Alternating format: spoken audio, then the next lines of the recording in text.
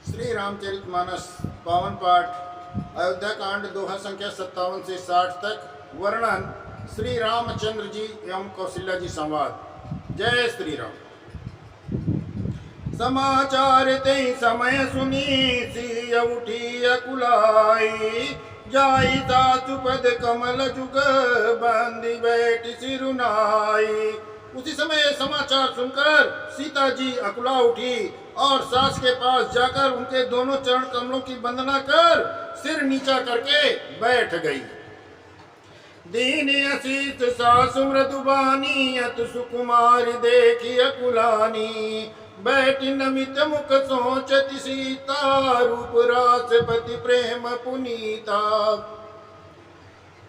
सास ने कोमल वाणी में से आशीर्वाद दिया। वे सीता जी को अत्यंत सुकुमारी देखकर व्याकुल हो उठी। रूप की रास और पति के साथ पवित्र प्रेम करने वाली सीता जी नीचा मुख किए बैठी सोच रही हैं। चलन चाहत मन जीवन नातु के सुकृति सन होई असातु, की तनु प्राण की केवल प्राणा विधि कर तब कछु जाई न जाना। जीवननाथ प्राणनाथ बन को चलना चाहते हैं, देखें किस पुण्यवान ने उनका साथ होगा। शरीर और प्राण दोनों साथ जाएंगे या केवल प्राण ही इनके साथ होगा। विधाता की करनी कुछ जानी नहीं जाती। चारु चरण नकले कति धरनी, नूपुर मुखर मधुर कवि बरनी। मनऊ प्रेम बस विनती करही, हमें सिय पद जनि परि हरही। सीता जी अपने सुंदर चरणों के नखों से धरती कुरेद रही हैं। ऐसा करते समय नूपुरों का जो मधुर शब्द हो रहा है, कभी उसका इस प्रकार वर्णन करते हैं मानो प्रेम के बस होकर नूपुर ये विनती कर रहे हैं कि सीता जी के चरण कभी हमारा त्याग न दे करे। मंजु विलोचन मोचति बारी, बोली देखी राम मातारी। तात सुनऊ सियति सुकुमारी, सास ससुर परिजन प्यारी। सीता जी सुंदर नेत्रों से जल बहा रही हैं। उनकी ये दशा देखकर रामचंद्र जी की माता कौशल्या जी बोली, हे तात सुनो, सीता अत्यंत सुकुमारी हैं तथा सास ससुर और कुटुंबियों सभी की प्यारी हैं। पिता जनक भूपाल मनी, ससुर भानुकुल भानु। पति रविकुल कैरव विपिन, विद गुण रूप निधानु। इनके पिता जनक जी राजाओं के शिरोमण, ससुर सूर्य कुल के सूर्य और पति सूर्य कुल रूपी कुमुद बन को खिलाने वाले चंद्रमा और तथा गुण के रूप के भंडार हैं। मैं पुनि पुत्र बधु प्रिय पाई, रूप रात गुणशील सुहाई। नयन पुतरी करी प्रीति बढ़ाई, राख्यो प्राण जान की अलाई। फिर मैंने रूप की राज, सुंदर गुण और शील वाली प्यारी पुत्र बधू पाई है। मैंने इन जानकी को आंखों की पुतली बनाकर इनसे प्रेम बढ़ाया और अपने प्राण इनमें लगा रखे हैं। कल्प बेल जिमि बहु विधि लाली, सिच स्नेह सलिल प्रतिपाली। फूलत फलत भयो विधि बामा, जानि न जाई का परिणामा। इन्हें कल्प लता के समान मैंने बहुत तरह से लाड चाव से स्नेह रूपी जल से सींच कर पाला। अब इस लता को फूलने फलने का समय विधाता बाम हो गए। कुछ जाना नहीं जाता कि इसका क्या परिणाम होगा। पलंग पीठ तजी गोद हिंडोरा, सियन दीन पगुआ मनि कठोरा। जियन मूर जिमि जोगवत राहु, दीप बाति नहीं टारन काहू। सीता ने पलंग पर के ऊपर गोद और हिंडोले को छोड़कर कठोर पृथ्वी पर कभी पैर नहीं रखा।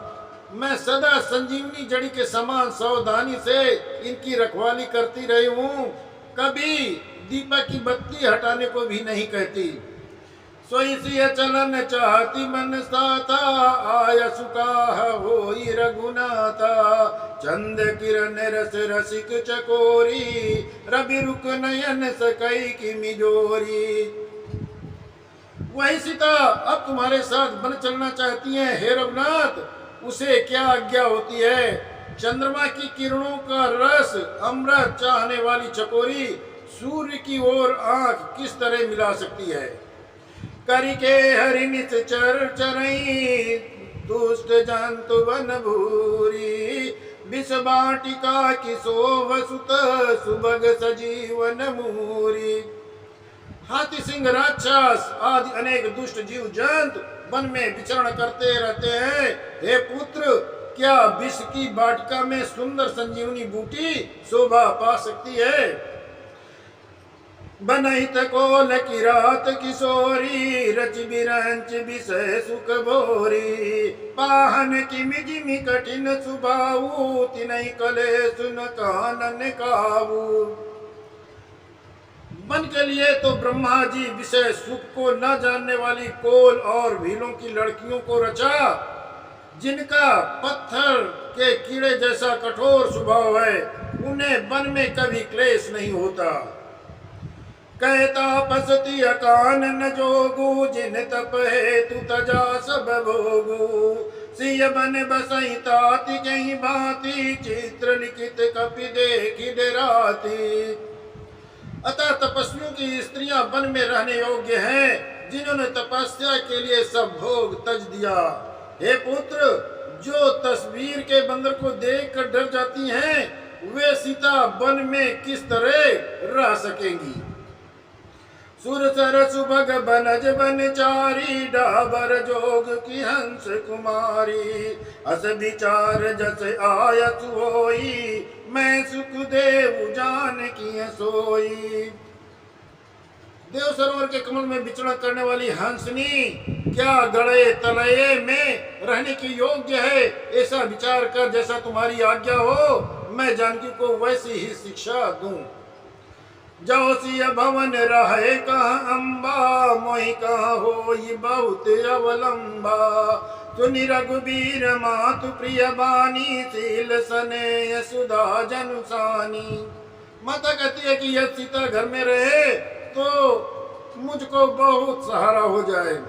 श्री रामचंद्र जी ने माता की प्रिय वाणी सुनकर, जो मानो शील और स्नेह की रूपी अमृत से सनी हुई थी, कई प्रिय वचन विवेक में, कीन मातु परितोष। लगे प्रबोधन जान किए, प्रगट विपिन गुण दोष। विवेक में प्रिय वचन कहकर माता को संतुष्ट किया। फिर वन के गुण दोष प्रकट करके वे सीता जी को समझाने लगे। वन के गुण दोष सीता जी को बखान करने लगे। जय श्री राम।